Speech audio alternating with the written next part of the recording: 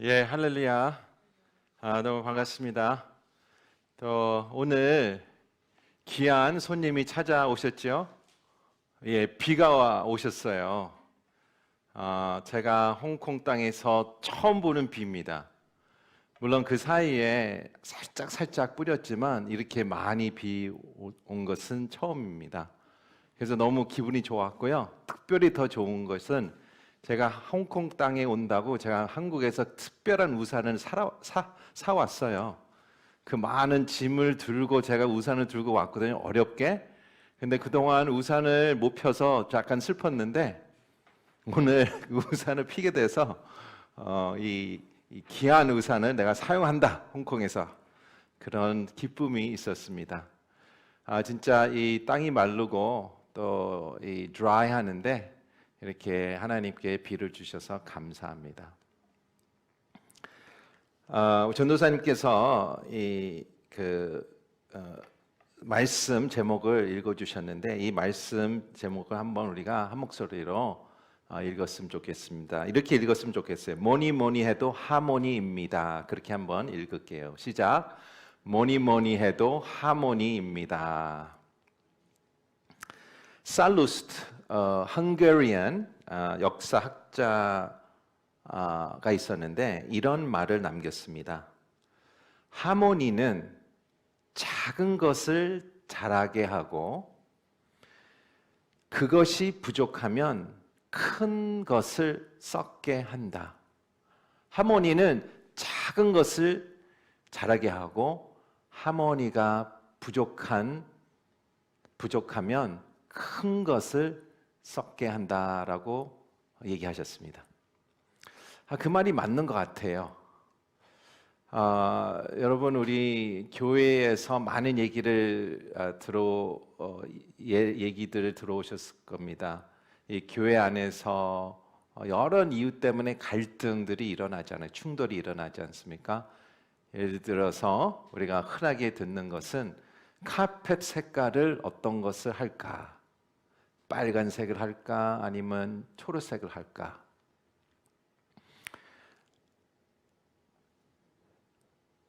예배당의 온도 때문에 또 충돌이 있다. 너무 춥다, 너무 덥다.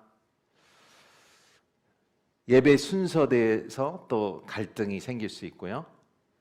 또 그 벽 색깔을 위해서 어떤 색깔을 칠할까? 이 색깔을 칠해야 된다, 저 색깔을 칠해야 된다. 통하여 많은 교회들이 갈등들을 있었습니다. 제가 찾아보니까 미국 교회에서 백인 교회에서도 여러 갈등들이 있는데요. 이 25개의 좀 이렇게 좀 웃기고 좀 황당한 갈등인데요. 제 3개만 말씀드리겠습니다. 첫 번째는 예배 목사, 그러니까 예배 찬양 사역자 수염에 적절한 길이를 둘러싼 논쟁이 있다고 합니다. 이 찬양하시는 목사님이 수염이 길까, 얼마큼 길어야 된다. 다행히도 저는 수염도 못 기르는 피부를 갖고 있고요. 또 우리 한국 사람들은 우리 수염을 별로 안 좋아하죠. 두 번째는 이 땅이 있는데 어린이 놀이터를 지을까 아니면 묘지를 지을까 하는 논쟁 때문에 또 싸움이 일어났다고 얘기합니다. 세 번째는 이 예배당에 시계가 있는데 이것을 치워야 되냐 말아야 되냐에 논쟁이 붙어서 투표를 했다고 얘기합니다. 아마 이거 들었을 때는 사람 사는 데는 다 똑같다. 미국 교회나 한국 교회나 어디든 똑같다라고 생각이 들 수 있습니다. 이 교회의 갈등들이 있습니다. 그것은 현실입니다. 그리고 빌립 교회에서도 이런 마음들이 다르지 않았습니다. 우리 빌립보서 4장 2절부터 3절 제가 읽겠습니다. 내가 유오디아에게 간청하고 순두계에게 간청하니 주 안에서 같은 마음을 가지십시오. 그리고 나와 멍에를 같이 한 진실한 동역자여 내가 당신에게도 부탁하는데 이 여인들을 도우십시오.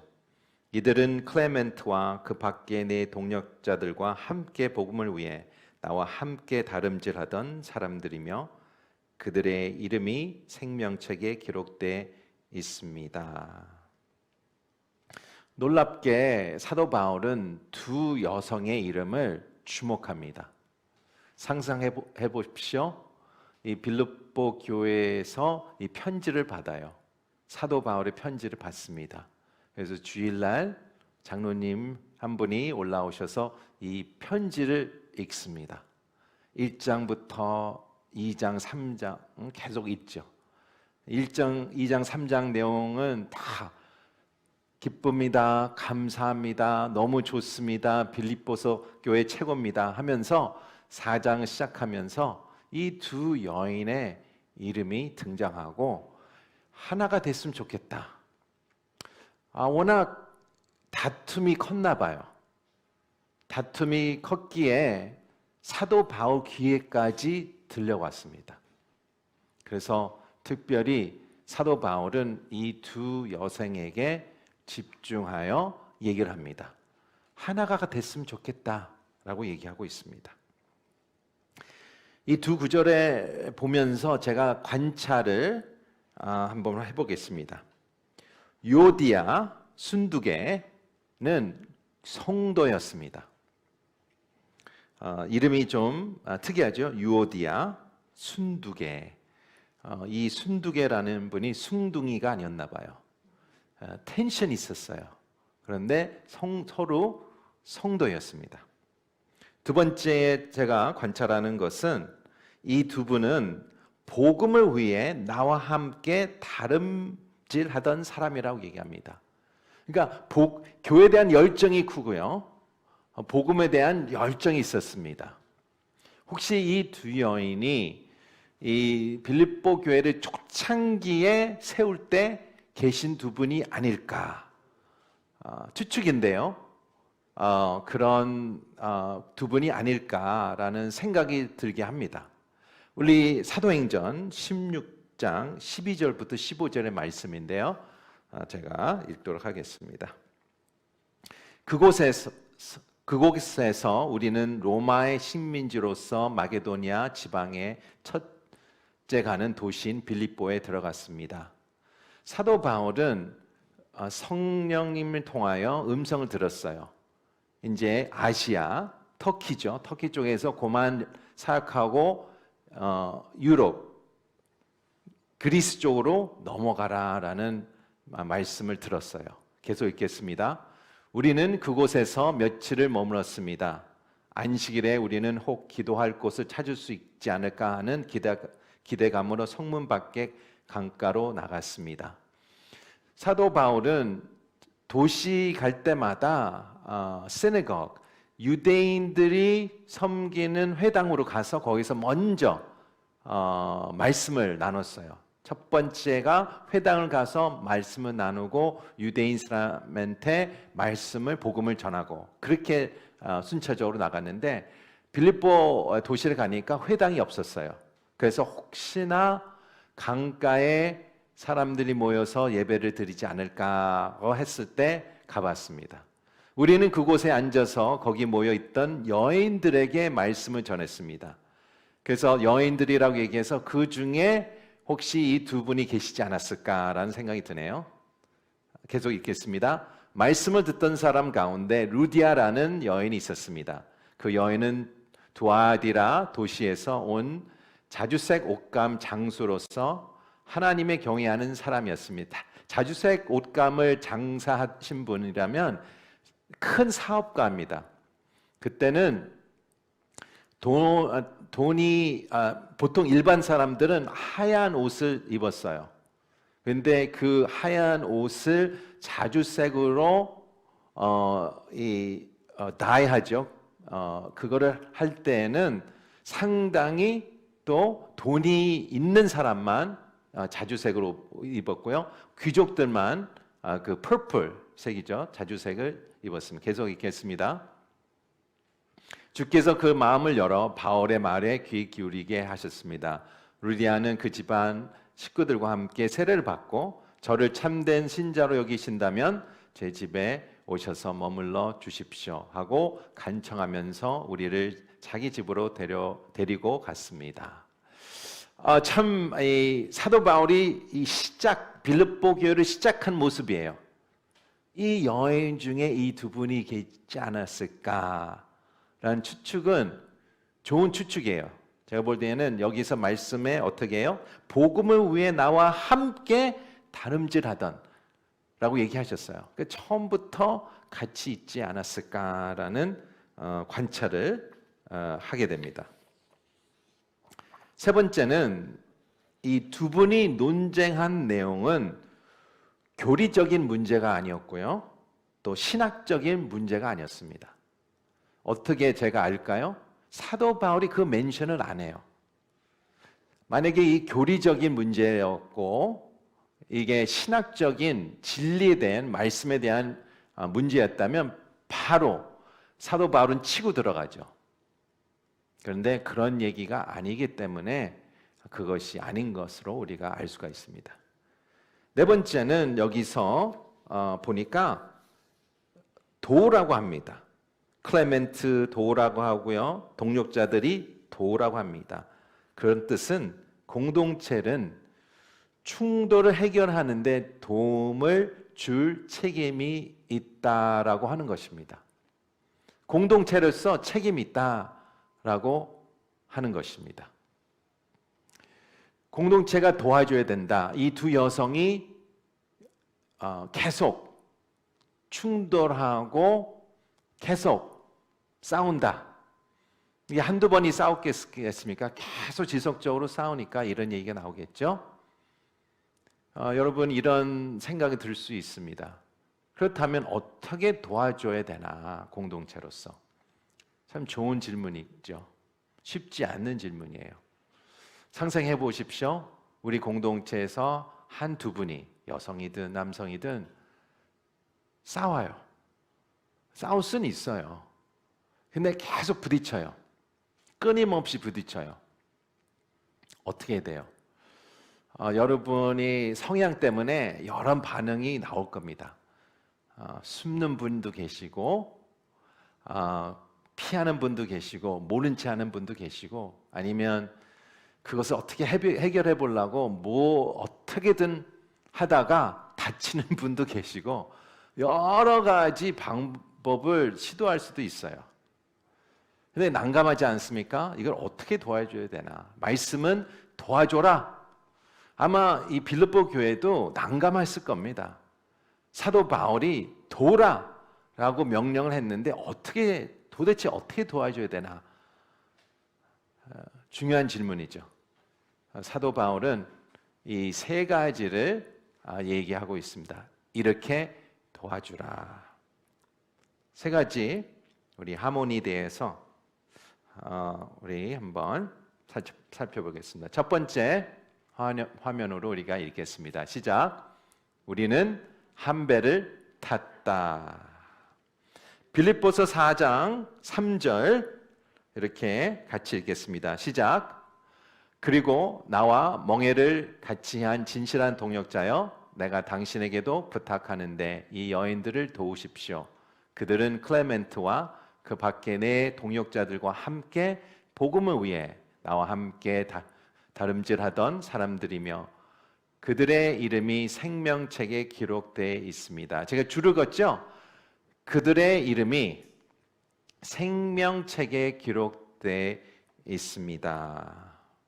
무슨 뜻일까요? 생명책에 기록되어 있다. 하나님의 생명책이죠. Book of Life. 하나님이 갖고 있는 생명책. 무슨 뜻일까요? 같은 팀이다. 가족이다. 라는 것을 얘기합니다. 다르게 얘기하면 같은 배를 탔다. 진짜 우리가 열받을 때, 화가 났을 때 솔직히 우리가 누가 아군이고 적군이라는 것을 깜빡합니다. 저만 그럽니까? 안 그렇죠? 제가 열을 받고 지금 흥분했을 때는 눈에 보이지 않죠. 그런데 우리가 다 이성적으로 아는 것은 스포츠팀이나 내가 사업할 때나 내가 전쟁에 나갈 때에 내 팀이 어떻게 해요? 충돌하면 어떻게 됩니까? 집니다. 사업이 무너집니다.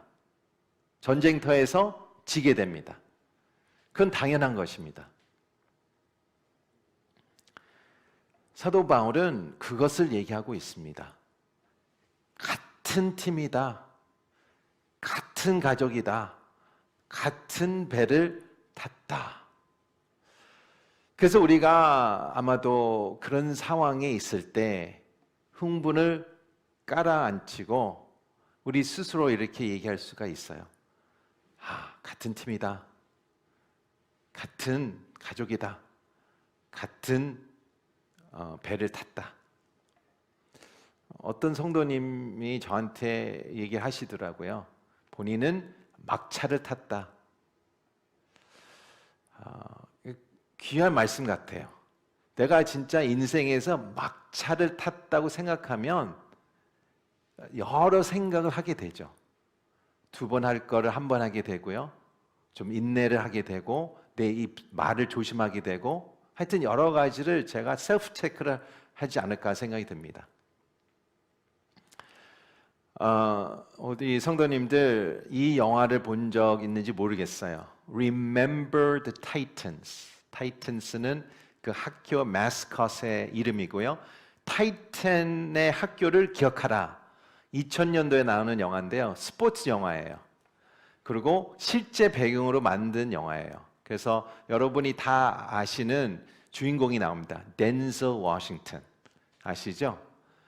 예, 이 영화의 내용은 1971년도에 한참 미국이 백인과 흑인 사이에 갈등도 아직 갈등이 있는 사회였어요. 그래서 이 segregation이라고 부르는데요. 백인들은 백인 학교로 갔고요. 그리고 흑인은 흑인 학교를 갔어요. 이 사건이 버지니아 주에서 일어나는 사건인데 이 작은 도시에는 미식 축구, 고등학교 미식 축구에 열광하는 그러니까 거의 신이죠. 그런 도시예요. 근데 강제로 버지니아 정부에서 강제로 합하라고 인테그레이션 합하라고 명령을 냅니다. 통합하라고. 갑자기 한국말이 기억이 안 나서 통합하라고 강제합니다. 누가 좋겠습니까? 그래서 할 수 없이 이 백인 학교와 흑인 학교가 합해집니다. 그냥 합하는 과정에서 이 미식 축구가 있는데 반반 이 학교가 돼요. 반은 백인 선수들, 흑인 선수들. 그러면 헤드 코치가 어떻게 될까요? 헤드 코치가 흑인, 어시스턴트 코치가 백인. 그렇게 이제 이루어지는 그 헤드 코치가 덴zel 워싱턴이에요. 이 덴zel 워싱턴이 이제 이 팀을 보니까 힘든 거예요. 하나가 안 되죠. 계속 싸웁니다. 그래서 시즌이 시작하기 전에 이 팀을 모아서 서머 캠프를 갑니다. 서머 캠프를 가서 어느 날 너무 싸우니까 새벽 일찍 이 선수를 다 깨웁니다. 우리 뛰러 간다. 그냥 뛰러 나갑니다. 버지니아 어느 그 컨트리사이드에 뛰어가요. 근데 어느 장소에 딱 머물고 이런 얘기를 해요. 이 영화 중에서 상당히 중요한 씬인데요. 거기가 바로 남북 전쟁 장소예요. 거기서 10만 명 이상의 청년들이 젊은 청년들이 죽은 장소예요. 그러면서 이런 얘기를 합니다. 너희들은 죽은 사람로부터 교훈을 얻어라. 지금 당장 여기서 모이지 않으면 우리 역사 역시 이들처럼 파괴될 것이다. 서로가 마음에 안 들어도 상관없다. 서로 존중해 주길 바란다. 모르겠지만 진짜 성인처럼 함께 가는 법을 배울 수도 있다면 좋겠다. 라고 감동적인 연설을 해요. 이 애들한테. 그래서 이제 그때부터 이 학교가 하나가 되고 축구 게임을 계속 미식 축구 게임을 이기는 참 감동적인 스토리입니다. 혹시 기회가 되면 한번 보시면 좋을 것 같아요. Remember the Titans. 제가 제목을 카톡으로 보내드릴까요? 예, 이런 질문을 할 수 있어요. 우리의 적은 누구이십니까? 성도 여러분, 성도님의 적은 누구입니까? 누구예요? 집안에 있습니까? 땡이에요. 옆에 있습니까? 땡이에요. 우리 요한복음 10장 10절 같이 읽겠습니다. 시작. 도둑은 훔치고 죽이고 멸망시키려고 온다. The thief comes only to steal and kill and destroy. 도둑이 누굴까요? 사단이에요. 사단은 나의 기쁨을 훔치고 나의 마음을 죽이고 그리고 나의 모든 인생을 멸망하러라는 목적이 있습니다. 사단의 목적은 이 교회를 훔치고 이 교회를 죽이고 멸망한 작전과 마음과 그 전략이 있습니다. 성도 여러분, 여러분의 적은 누구이십니까? 사단입니다. 사단과 그 귀신들이죠.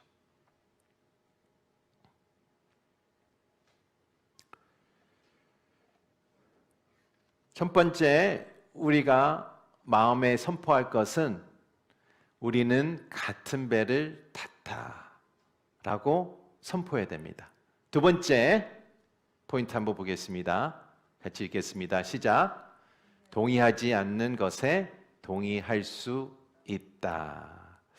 헷갈릴 수 있습니다. 이게 무슨 뜻일까? 동의하지 않는 것에 동의할 수 있다. 빌립보서 4장 2절 같이 읽겠습니다. 시작. 내가 유오디아에게 간청하고 순두에게 간청하니 주 안에서 같은 마음을 가지십시오. 핵심은 여기서 보십시오. 같은 마음을 가지라고 얘기합니다. 어디 안에서? 주님 안에서. 주님 안에서 우리는 좋게 동의하지 않는 법을 배울 수가 있습니다. 우리는 의견 차이가 다르다고 꼭 싸우지 않아도 된다고 얘기해요. 무슨 뜻일까요? 우리는 마음에 저 사람이 나의 의견과 다르다. 그래서 당연히 다른 의견이 나올 거다라고 인정을 하란 얘기예요. 인정하고 나가란 얘기입니다. 사람들은 다른 배경에서 태어났고요. 다양한 생활 방식, 다양한 교육, 경험, 성격, 의견, 습관, 그리고 감정을 가진 사람들이 어디 모여 있습니까? 교회에 모였어요. 그래서 내가 다른 사람의 의견이 다르다는 것은, 저 사람 나의 생각이 다르다, 내 의견은 다르다 하는 것은 당연한 것입니다. 놀라야 되지 않아야 됩니다. 그렇죠? 그래서 모든 사람이 항상 동의 안 할 수가 있다는 얘기예요. 만약에 이 교회에서 모든 사람이 늘 동의한다라고 하면 문제가 있을까요? 없을까요? 문제가 있어요. 생각해 보십시오. 이 공동체에서 늘 언제든 늘 동의한다. 그러면 우리 대한민국의 위에 있는 어떤 나라와 똑같은 거예요. 문제가 있는 거죠.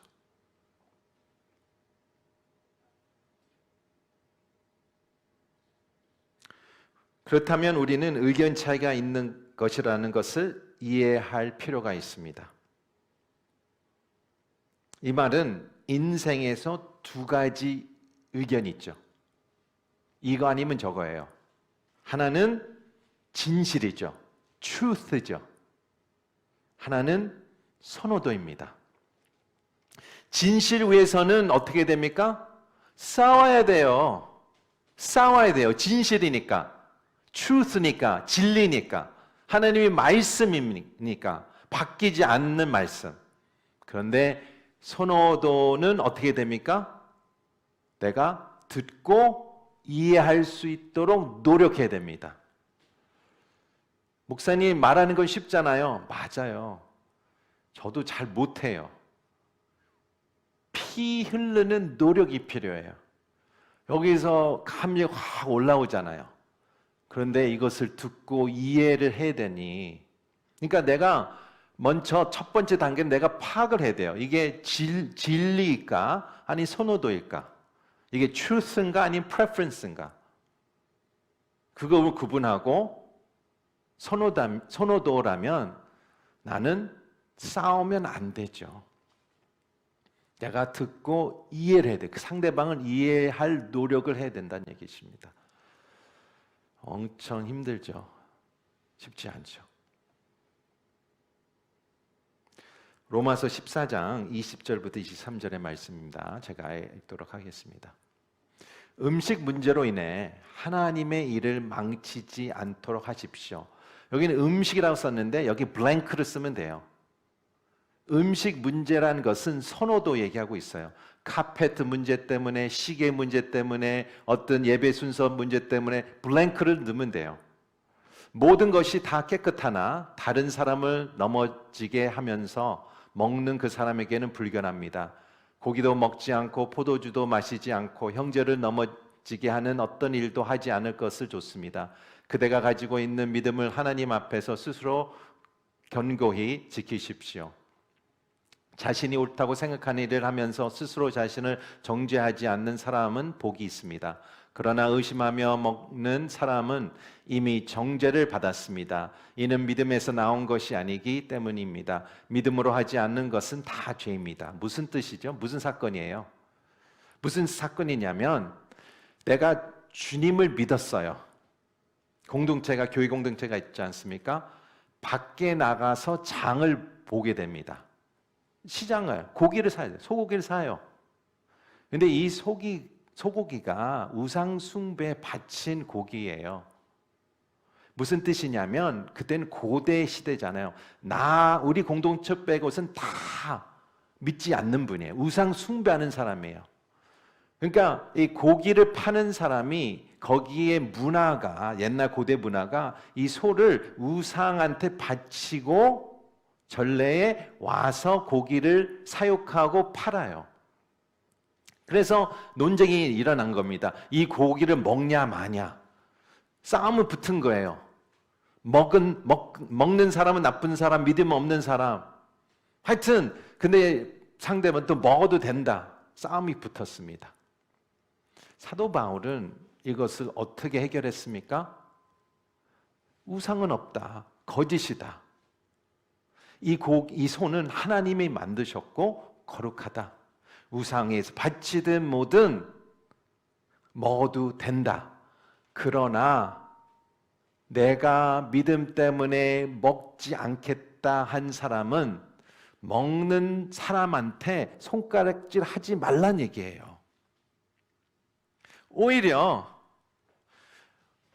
먹는 사람이 믿음이 더 강하다고 얘기하는 거예요. 먹지 않는 사람이 믿음이 약하고. 거꾸로예요, 거꾸로. 왜 더 강할까요? 내 믿음은 나는 떳떳하다는 얘기예요. 나의 믿음 신앙에 이 고기를 먹었다고 나는 믿음에 흔들리지 않는다는 얘기예요. 그럼 더 강한 거죠. 그리고 오히려 먹지 않는 사람은 오히려 믿음이 더 약하다고 얘기해요. 그런데 내가 떳떳하고 내가 먹을 수도 있는데 그 옆에 있는 형제를 위해서 내가 먹는 걸 보고 시험 당할 수 있잖아요.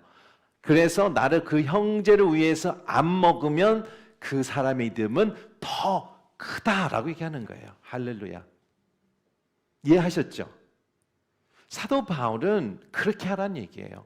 네가 먹을 권리도 있고 믿음도 있지만 옆에 있는 형제를 위해서 먹지 말라는 얘기예요. 먹지 않으면 인격적이라는 얘기가 더 강하다는 얘기예요. 그런데 먹지 않는 사람이 먹는다 하면 손가락질 하지 말라는 얘기예요. 그건 너의 믿음이고 그건 저 사람 믿음이라고 얘기하는 거예요. 프레퍼런스를 얘기하는 거죠.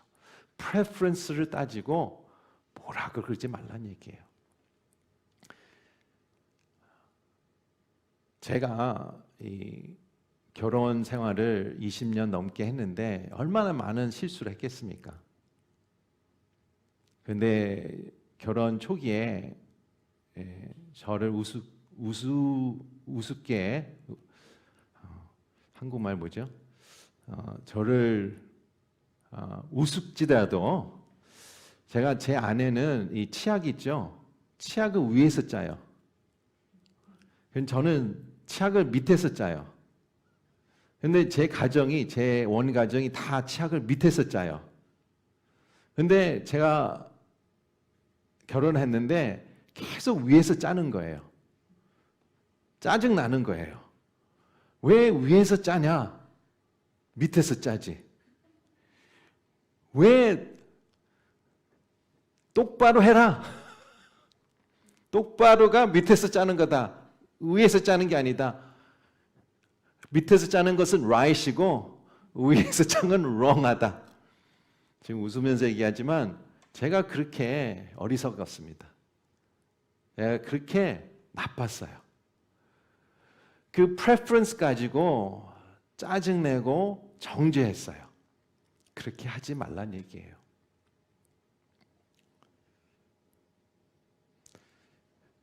로마서 14장 10절과 12절 같이 읽겠습니다. 시작. 그런데 그대는 왜 그대의 형제를 판단합니까? 왜 그대의 형제를 업신여깁니까? 우리가 모두 하나님의 심판대 앞에 설 텐데 말입니다. 이와 같이 우리가 각각 자기의 일을 하나님께 사실대로 말씀드릴 것입니다. 우리는 결국 우리의 행동, 태도, 우리가 말, 물론 예수님이 보혈로 용서를 받고 나가겠지만 하나님 앞에 궁극적으로 책임이 있습니다. 하나님께 물어볼 것입니다. 책임지게 할 것입니다. 우리가 용서를 받고 천국에 들어가겠지만 하나님께서는 그것을 얘기하실 것입니다. 혹시 그런 분들 만난 적이 있습니까? 그분이 계속 강조하고 얘기를 해요. 듣다 보면 그 사람의 말이 맞아요. 그런데 맞는데 그 사람이 얘기하는 게 기분 나빠요. 그런 적 있으세요? 저 혼자입니까? 그 사람 얘기가 맞아요. 근데 이 말투와 태도가 기분이 나쁘더라고요. 그러니까 제가 그 말이 맞는데도 하기 싫더라고요. 안 하더라고요. 내가 그럴 수가 있어요. 내가 옳다고 계속 주장하지만 그 내 말이 맞을 수 있어요. 그런데 내 태도가 틀릴 수가 있습니다. 옳지 않을 수가 있습니다.